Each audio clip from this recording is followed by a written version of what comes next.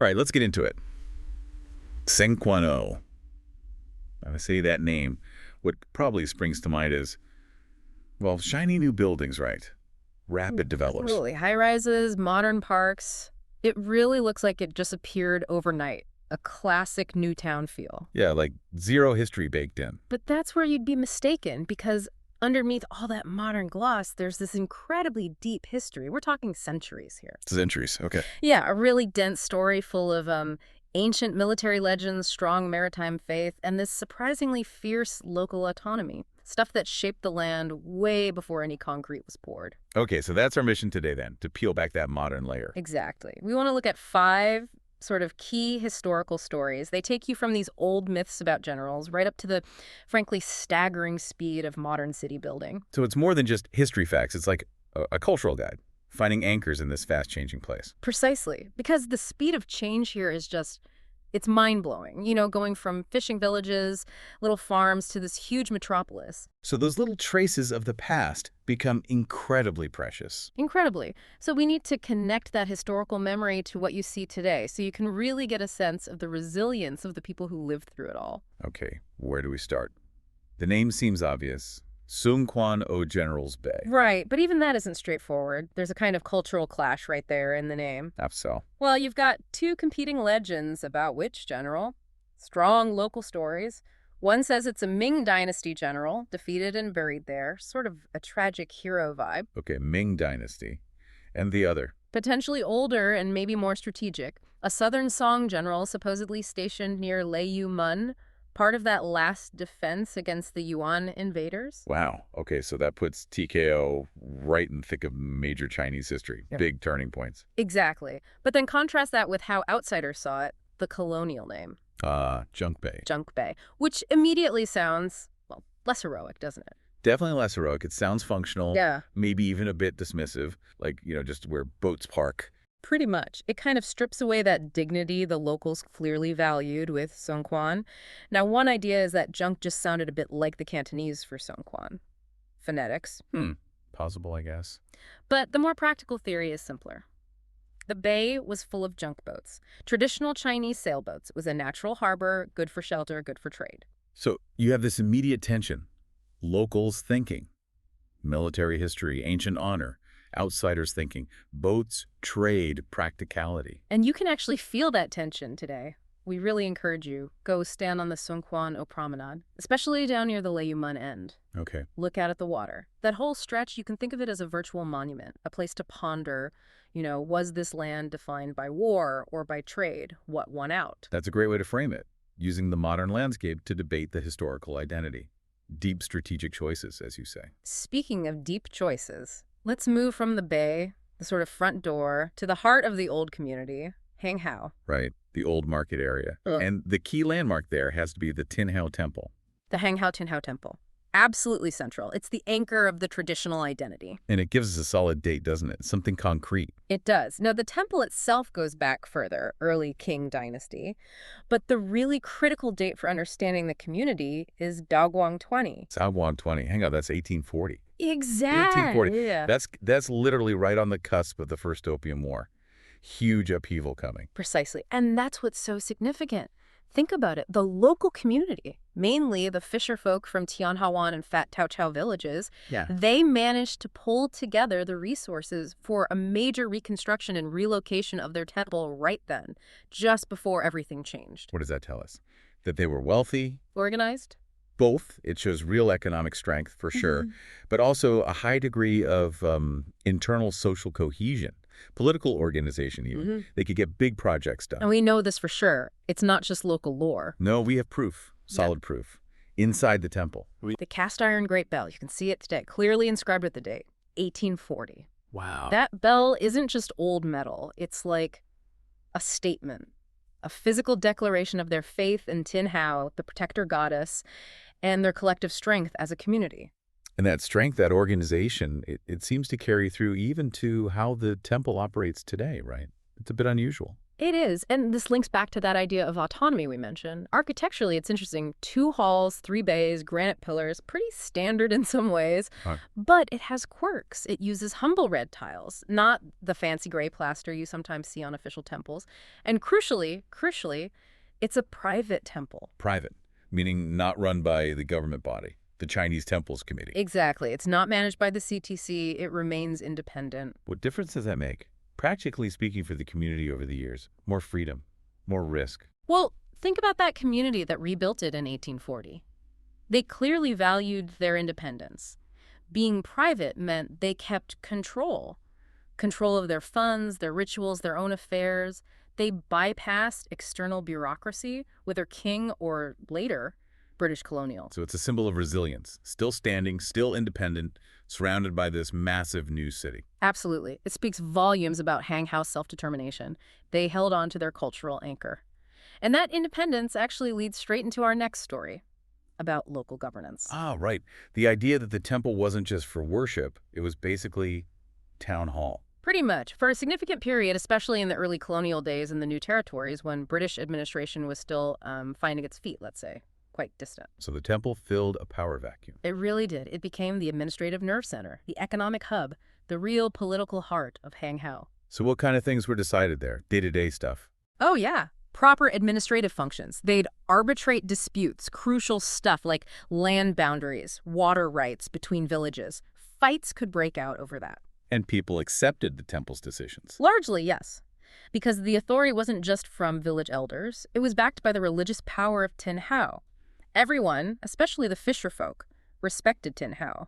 That gave the rulings real weight, probably more than some faraway colonial official could command. A kind of parallel legal system almost, rooted in faith. You could say that. And we can even track the community's prosperity through the temple's physical fabric over time. We have that 1840 bell. Right, marking that initial strength. But then look at the couplets. The one on the right is clearly dated Guangzhou 1. Guangzhou 1, that's 1875. Yes. So 35 years after the big rebuild. What does that 35-year gap tell us? It shows sustained success. The 1840 bell marks their rise. The 1875 inscription, during a time of increasing turmoil across China with Western influence growing, it shows they maintained stability. The local elites who were basically running things via the temple were still prosperous, still investing, still asserting their leadership. The temple documented their ongoing power. Okay, so the temple was the power center. How do we picture that today? Is there a physical spot that helps? There is. Our third hidden gem isn't a building, but a space. Man Kuk Lane Park. Man Kuk Lane Park. Where is it? It's right near the Tin Hau Temple. And the name is key. Man Kuk means literary star. Literary star. How does that connect? Well, inside the temple, in a side hall, they house the deity Wen Cheng, the god of culture, literature, bureaucracy, basically learning and good order. Ah, I see. So naming the park Man Kuk directly links it to that hope for education, order, good governance, the very things the temple represented in its town hall phase. Precisely. So when you visit that park today, it's quiet, modern, green. Don't just see a park. Try to imagine the buzz of the old market around the temple. Picture elders settling arguments, people trading goods. Mentally rebuild that power center right there. Turning a modern park into a window on the past. I like that. It helps connect the dots. Now let's zoom in a bit more on the daily life, the foundation of it all, what we're calling the rural tapestry. The actual villages and how people lived. Right. The core communities like Tin Hau and Fat Tao Chau, what was their economy based on? It was a mix, a compound economy. Fishing was obviously huge, being coastal. But not just fishing. No, further inland, they farmed. Rice, vegetables, a combination. That was the traditional base. And then, as we know, came the massive wave of urbanization. The shock. Huge shock, forcing people to move or fundamentally change their way of life. Landscapes totally altered, and this is what leaves behind those little cultural islands we talked about. Remnants. So finding these remnants, that's like urban archaeology, isn't it? It really is. And this might be the trickiest gem to find, but maybe the most rewarding. You're looking for actual bits of old villa houses, maybe an ancestral hall fragment, or even just feng shui elements that somehow survived. Hidden in plain sight. Or not so plain. Often hidden in the shadows of the massive new estates, it requires sharp eyes. So what specifically should you look for? Not just old walls. Are there clues? Look for the details that clash. Maybe you'll spot an old, heavy stone village, preserved because it was too difficult or maybe too sacred to just demolish. Okay. Or notice the distinct pitch of an old Hakka-style roofline poking out awkwardly beside modern concrete balconies. Or even just a low retaining wall made of that characteristic old green brick. Maybe that was the edge of an ancestral hall courtyard. Small fragments. Tiny fragments. But they shout persistence. They're evidence that the fishing and farming community, the original tapestry, wasn't completely wiped away. It refused to be entirely erased. That persistence is powerful. And it brings us to the sheer scale and speed of the change, the transformation itself. This is where TKO's story gets really dramatic, moving from junk bay to, well, something else entirely. Yes, this is a critical part of the story. TKO underwent one of the most radical functional shifts imaginable. From that sheltered bay for trade, a typhoon haven, to becoming essentially the city's backstage, a service area. And a major part of that was becoming a huge landfill site. A landfill, wow. That's quite a shift from General's Bay or even Junk Bay. A massive shift. And that decision drove enormous land reclamation. It literally wiped out the old coastlines, buried the farmland. It achieved that ocean-to-field change, but in reverse, and at a speed that's just hard to grasp. Filling in the bay to make land for landfill and then eventually the new town. Exactly. And the consequence, that incredible velocity, is captured brilliantly in our final hidden gem pairing. It sets up a dialogue between memory and speed. Okay, what's the pairing? First, you have the Tseung Kwan O Folk Museum. Its Cantonese name is interesting. Tseung Kwan O Fung Mat Sun. Fung Mat Sun means something like a post or station for local customs and resources. So the museum's role is preservation, holding on to the past. Absolutely. It's like a ritualistic act of preservation. It archives the memories, shows you the photos of the sailboats, the fishing life, everything that's now gone.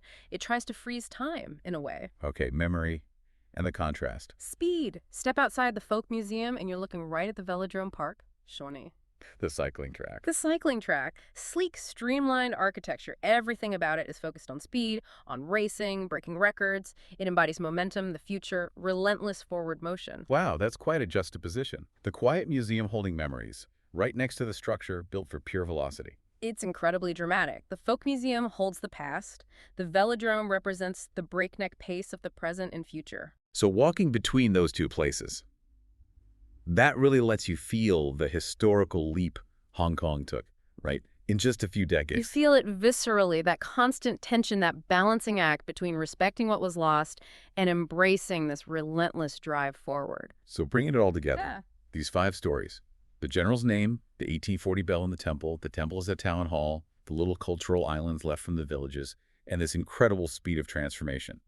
Is there a single thread? I think the thread is resilience.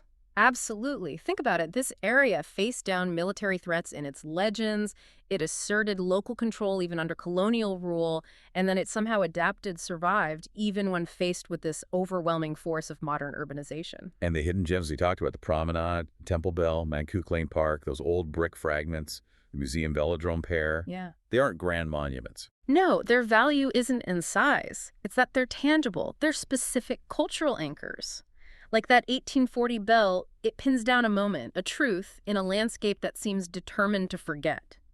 They show the history isn't just buried, it's still somehow present, influencing the identity of the place. It gives you something solid to hold on to. Exactly. And, knowledge is great, but it's most valuable when you actually connect with it, apply it.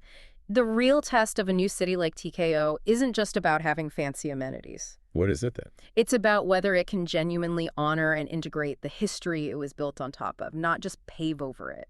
So a final thought for people to take away. Yeah, something to chew on. How do modern cities successfully integrate that complex past? The social fabric, the political heart of the communities they absorb? Is it even possible? Yeah. Or is overwriting just inevitable? And specifically for TKO, how much of that old, fiercely independent spirit of Hang Hao is still there, maybe pulsing just beneath the surface of the modern city? That's the question to ponder as you walk around. What's really underneath your feet?